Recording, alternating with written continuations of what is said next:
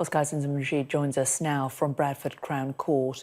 And Lindsay, a lot of questions for the authorities about why they didn't intervene here, and a number of investigations now being carried out. That's right, Jane. I think crucially that we heard in Jason's report there that this case is doubly shocking.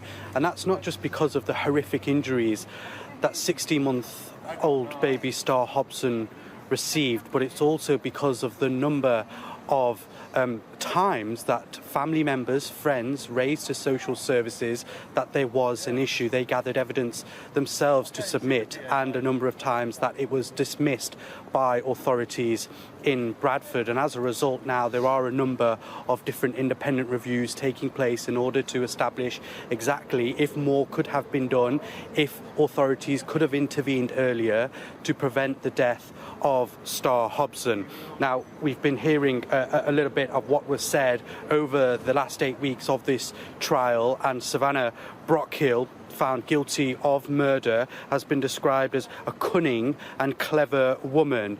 She was, of course, found guilty of murder, but also found guilty of causing or allowing death of a child. And then she's also been described as terrorizing Star Hobson, a child that she was left to babysit whilst her mother was away. Frankie Smith, on the other hand, found not guilty of murder and manslaughter, however found guilty of causing or allowing death of a child. And we can actually hear now from the grandfather of Star Hobson, who we did hear from in Jason's report, but he spoke to us outside Bradford Crown Court, giving his reaction to that verdict that came earlier today. I'm just pleased that we got a murder conviction for Savannah Brockhill, because to me she was just pure evil. Just can't believe she could do something like that to a baby girl. It was like, as I say, we were just a quiet, lovely family, and she like ascended from the bowels of hell and just completely devastated, wrecked our family and took poor baby Star's life.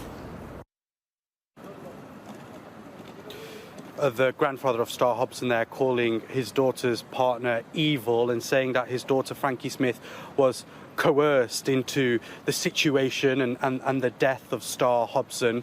Frankie Smith, as I mentioned, found guilty of causing or allowing the death of her daughter. Just a bit about this case as well. Over the last 8 weeks, the court has heard reams of evidence from family members, from medical experts, from a pathologist as well, which actually said that it was a blow or blows, likely a punch, kick or stamp delivered with a severe degree of force, which caused the injuries, which then led to the death in a matter of minutes. And prosecutors actually also said that the toddler had suffered weeks of physical assaults and psychological harm leading up to her death. We've also heard in the instances following this verdict from the police and a number of statements from different authorities, including the Bradford Partnership, which is led by Bradford City Council. Now, they have actually come out and apologised for if any mistakes